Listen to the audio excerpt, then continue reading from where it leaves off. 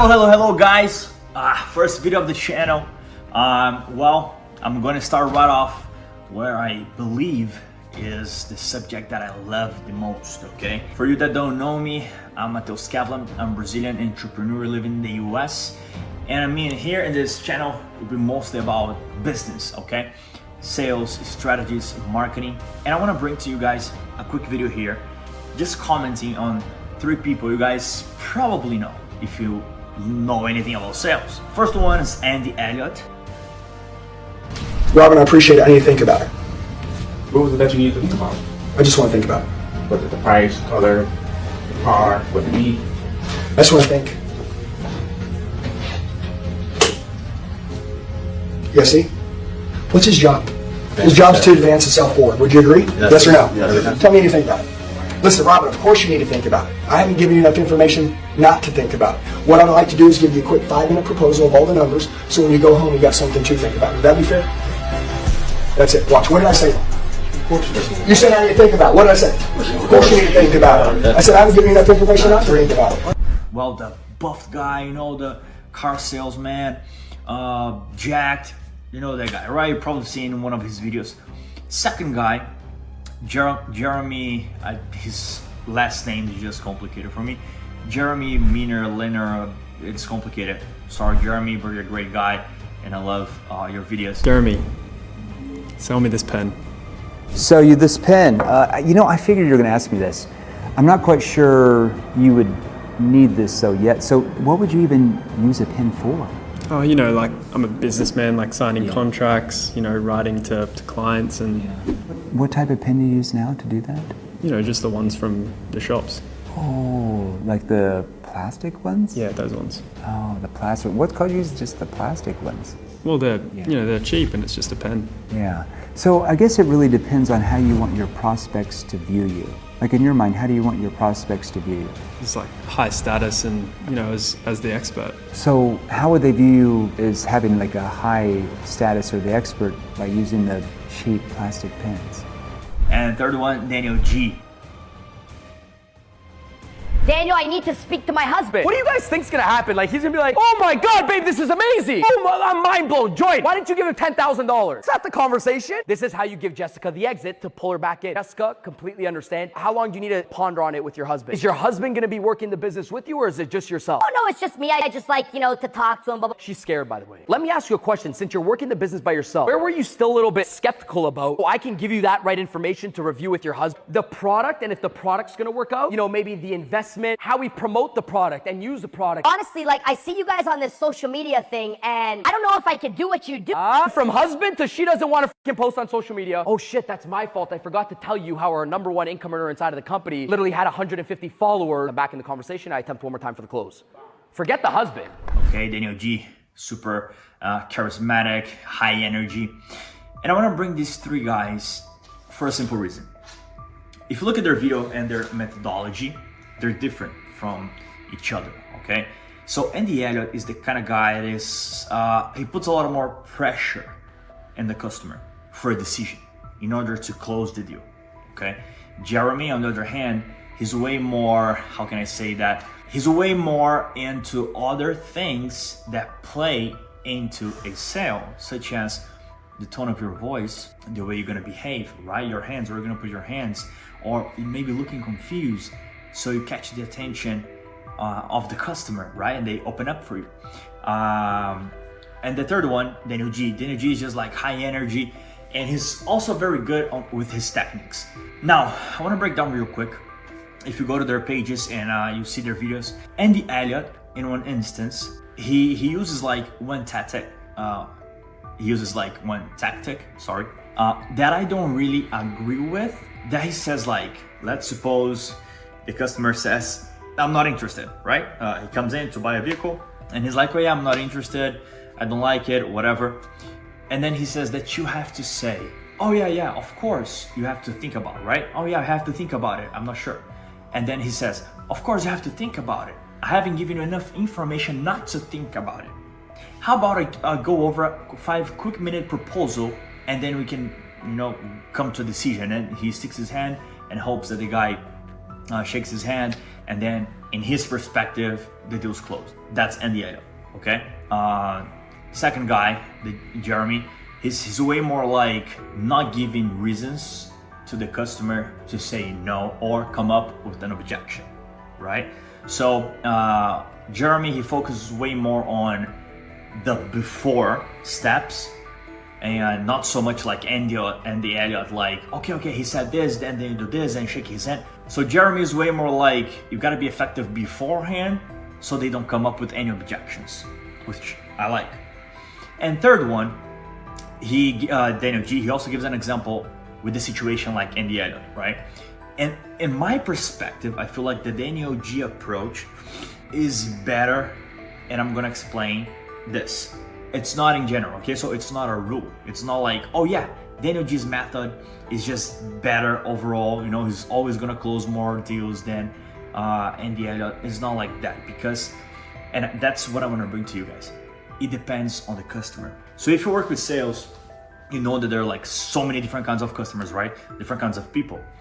Because at the end of the day, it is a people's business. If you look at Andy Elliott and the way he's like, okay, the customer just said to you, oh, I have to think about. And then you, okay, yeah, I haven't given enough information. Let's go over 5 quick minute proposal. If you're talking to a customer that does not respond to pressure, if you're talking to a customer that really don't like feeling pressured, that's not gonna work. And why is that not gonna work? Because I mean, the guy just said to you, I have to think about, which means, hey, hold on. Like, I got what you said to me, but I have to think about, like, I'm not liking the approach. Because most of the time, people are not gonna tell you, like, and you can relate with that, right? Sometimes you're uncomfortable in a situation and you're not gonna straight up say what you're thinking, right? So if you're in an uncomfortable situation, usually what do?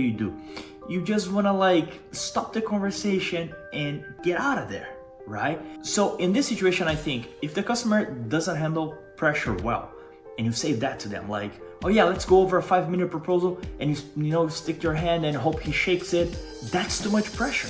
Maybe the customer is gonna feel like, this is not right. I'm feeling uncomfortable in the situation. Now, one thing that I like is the Daniel G approach. He says, oh yeah, you have to think about. Okay, so customer says, right? Oh yeah, I have to think about. Then Daniel G's approach is, you have to think about. Okay, yeah, that's fine. I mean, I always have to think about the decisions that I make, and sometimes have to go home and talk to your wife. Well, let me make sure that I'm gonna email you all the information we talked about today, just so you have that once you go home and then you think about the deal, okay? Before I send you the email, what is the part of the presentation that you were like most thinking about? Like, what is the part of the presentation that you have not understood well, that maybe I didn't explain well or in details? Like, was about the price, was about like the form of payment, maybe the warranties. What was it like quite clear for you? Just so I make sure to emphasize that on the email that I'm gonna send to you. Then the customer opens up. And if it's the kind of customer that is like not dealing well with pressure, then the customer is gonna be like, man, yeah, actually, I quite didn't understand the warranties that comes with it. I saw the price for the warranties, but I didn't understand how that works. So in my mind, it's kind of like, okay, I'm paying this much for these warranties, but are they really worth it for me? With that information, you can work, right? So they just told you, yeah, I mean, it was kind of the warranties. I wasn't really sure about that. Then you're back into the conversation, and then in my personal experience and perspective, if you use the method of Daniel G, in that case, you're back into the conversation where you can say to your customer, oh yeah. I mean, the warranties, sometimes they're complicated because a lot of like details and time frame and mileage and all of that. So then you can explain, hey Molly, then you can explain again to your customer the warranties, and then you can try and close him right there before he goes home, because he just told you the one thing he wasn't sure about. Did you get it? It's different. So like, in my perspective and experience with customers, if I try to use the Andy Elliott method, in this case, I'm not saying that he's he's bad. And so he's awesome. His methods work, and he's a great guy. He's a great salesman. But in this case particularly, I really like the Daniel G approach because you don't put pressure on the customer. You're just like, okay, yeah, you have to think about, but let me just make sure I'm gonna give you the information to think about. And when you say that, like, I'm gonna email you what we talked about, and then I wanna emphasize the part that you didn't understand correctly. When you say that, what you're saying to the customer is, hey, I'm okay with you going home right now. And once you're home, remember, home is what? Safe place, safe space. So it's not like you're saying, no, tell me right now what you didn't understand, or tell me right now what you didn't like so we can close the sale right now. No. You're saying, okay, once you go home, you're gonna see the email. So in the mind of the prospect, you're gonna be thinking, oh nice, yeah. Once I go home, then I'm gonna review it. You know, once I'm there with my wife, then I'm gonna review it. But then since you said that, and the customer just told you the reason they're not closing right now, that gives you a perspective and an advantage to come back to the conversation and close them right there. Whereas if you go the Elliott method and you just tell them, yeah, let's go over a 5 quick minute proposal, they're like, wait. We just talked about all of this and you couldn't explain to me properly, and that's why I'm having doubts. So after all the conversation we had, and then you didn't explain properly, and now I'm telling you, hey, I have to think about, you still want to go over another 5 quick minute proposal? If the customer doesn't handle pressure well, that is not going to sit well with the customer. And remember what I said, more than 80% of people, when they feel they're in an uncomfortable situation, mainly with the person that they don't know, so like you're a salesman, right? You're just meeting the customer right now. They don't know you personally. They're not gonna feel comfortable telling you, hey man, I feel pressured. No one's gonna say that.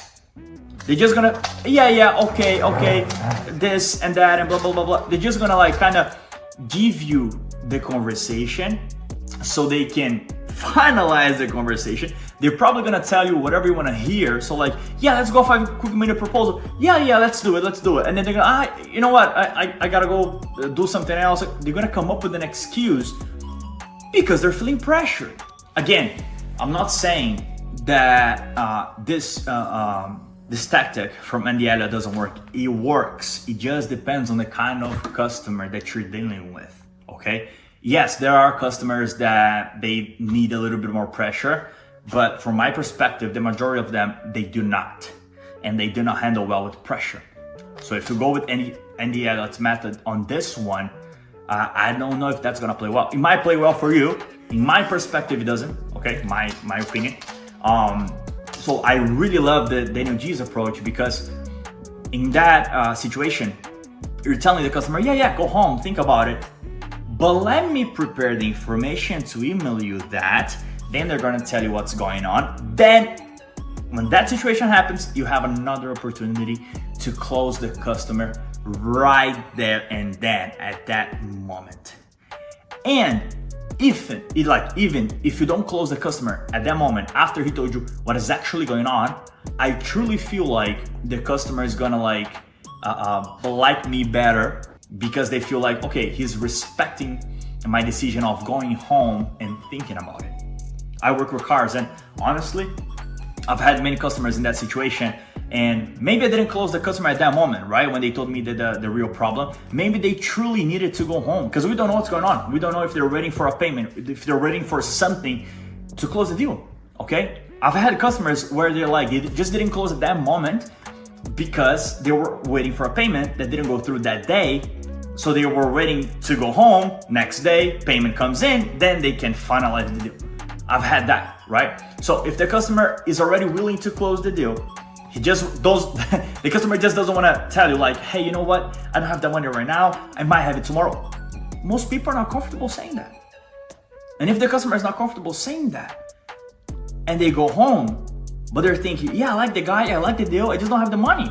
I'm going to wait for tomorrow. If the money comes through, then yes, I'll go tomorrow and I'll close the deal. And that happened to me before where, yes, I explained everything. I used the Daniel G tactic. The customer went home. Actually, there was an issue there with the payment that the customer didn't quite understand well. So I went over that again. The customer understood and went home. Money came in. Then the customer called me, hey, I'm ready to buy. And customer came. Okay.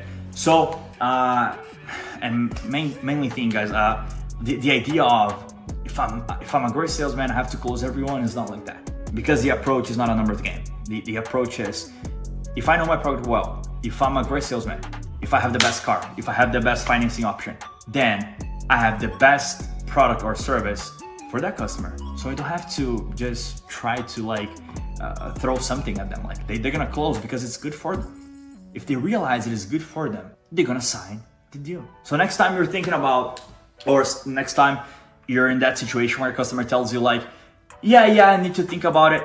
I've tried the Daniel G method about like the email, right? Yeah. So let's go over. You're trying to sell a car or something or whatever it is that you're trying to sell, maybe a service, right? And then customer's like, yeah, no, I understood, but I just have to think about. That's fine, that's amazing. Well, I'm gonna send you an email with all the information we talked about. Which part should I emphasize that you didn't understand quite well, or maybe that you were like having questions about, just so I emphasize that part a little bit more than the others things we talked about, right? Once I send you the email. Then the customer is gonna be like, yeah, man, that part or this part or this. They're telling you what's going on. Maybe it's a payment situation. Maybe they don't have the money that day. They're ready for another week, another couple days to get the money. So, I mean, that's the best approach where you don't pressure the customer. You get the input, you get the information that they were like concerned about, and then you close the deal. And if you don't close the deal that day, that's what follow-ups are for. And then you just properly follow up and then you close the deal. And if you tried all the alternatives and the customer like doesn't reply to you anymore, doesn't answer to you anymore, move on. There's just so many people in this world that you can sell to. You don't have to be wasting your time with one prospect. I hope this helps you in any way. If you can drop a comment, I'll love it. Let's chat. I'm gonna try to grow my channel. And yes, follow me on Instagram as well. Bye-bye, guys.